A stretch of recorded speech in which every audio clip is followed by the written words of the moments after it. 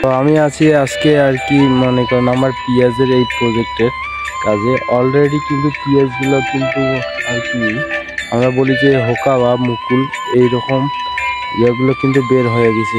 এই দেখেন সারিবদ্ধভাবে এইগুলো কিন্তু বের হয়ে গেছে, আর ওই পাশের এইগুলাতেও কিন্তু বের হচ্ছে। এই দেখেন যখন এটাতে হবে তা মনে করেন যে একবারে সবুজে সবুজ হবে, তবে এটাতে কিছু সংখ্যক গাজাচ্ছে না, কারণ হচ্ছে কি মাটির পরিসরটা কোনোটাতে বেশি হয়েছে কোনোটাতে কম হয়েছে এরকমই। তবে আশা করা যায় যে সামনের সপ্তাহের মধ্যে এটা আর কি সবগুলো গাজাই যাবে। আর এটাতে দেখেন ফুল একবারে ফুল গাজাই গেছে, এই দেখাচ্ছি আপনাকে। এই দেখেন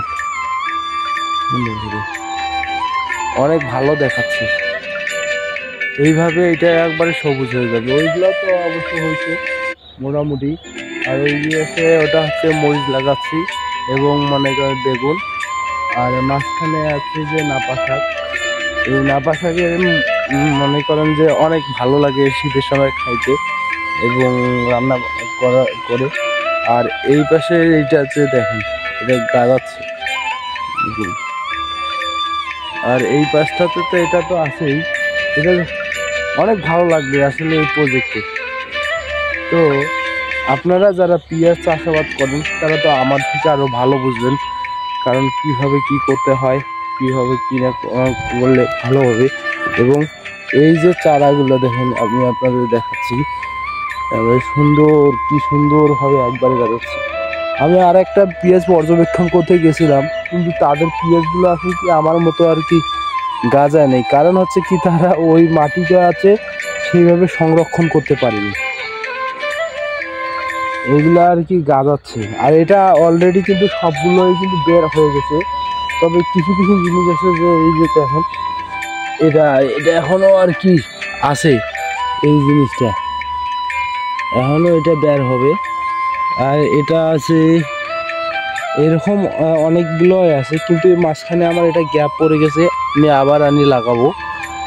তো আপনারা সবাই দোয়া করবেন আমার প্রজেক্টগুলো যেন আমি সফলতা অর্জন করতে পারি, এবং সামনে আলুর প্রজেক্টে কাজ করব এবং করতেছি আর কি। আলুতে আলু লাগাবো এবং আরও সরিষার প্রজেক্ট আছে। তো মোটামুটি একটা ভালো আর কি কম্বিনেশনের মাধ্যমে এইসব কাজ করতেছি। তবে শ্রম বেশি, কৃষিতে অনেক প্রচুর শ্রম। দেখেন এটাতেও আর কি মোটামুটি ভালো হয়েছে আর কি।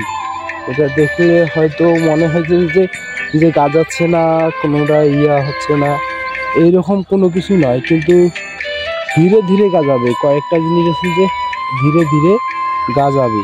কারণটা এটা হচ্ছে কি, কোনো জায়গার মনে করে যে বেসনটার এইগুলা কোনো সমস্যা নয়, সমস্যা হচ্ছে যে মাটিটা।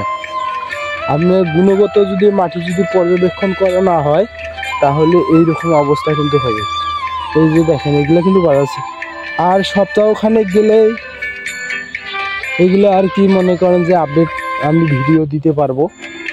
এই ভিডিওগুলো আপনারা আমার পেজে ইউটিউব প্রোফাইলে এবং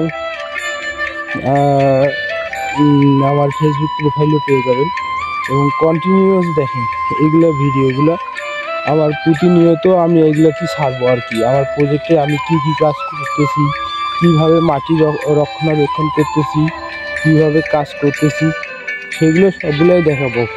পারলে আপনারা যারা এই ধরনের পেশায় নিয়োজিত হতে চান হতে পারেন, সমস্যা নাই। আপনি অন্য কোনো প্ল্যাটফর্মে এতটা সম্ভাবনা দেখাতে পারবেন না যে এটাতে এই সম্ভাবনাগুলো আছে, কিন্তু একমাত্র কৃষিতেই আপনারা দেখেন যে অনেক সম্ভাবনা আছে ভালো কিছু করার, যদি পরিশ্রম একটু নিজে করেন তাহলে লাভজনক আছে। আর কৃষিতে নিজস্ব পরিশ্রম ছাড়া কেউ কিন্তু টিকে থাকতে পারবে না, কারণ হচ্ছে যে লেবারের দাম বেশি। এখানে একটা লেবার মনে করেন যে সর্বোচ্চ 6 থেকে 7 ঘন্টা খেটে আপনার কাছে $5 প্লাস নিয়ে যাচ্ছে দিন, আর কিন্তু আপনি সে জায়গায় $5 থেকে $6 মনে করেন যে সেভ করার জন্য কাজ করতেছেন। তো এটা আপনারই বেনিফিট হবে। এই যে আমার এটা প্রজেক্টের সম্পূর্ণ ইয়েটা দেখে এটা কয়েকদিনের মধ্যেই সবুজ হবে। আর এই পাশটা হচ্ছে যে ঘাস, এটা আমার না, আমার দাদার জমি, কিন্তু এক ভাই লাগাইছে, কিন্তু আমার কাছে এটা বীজ লাগাইছে। এটা হচ্ছে যে নেপিয়ার 7-এর যে ঘাসটা একটা আছে কালো আর একটা হচ্ছে যে সাদা। এটাতেও এক ভাইয়ের ভিডিও দেখিয়েছি, সেও কিন্তু প্রায় 4 থেকে 5 লক্ষ টাকার বিক্রি করে। তো দেখা হবে সামনে কোনো ভিডিওতে ইনশাল্লাহ।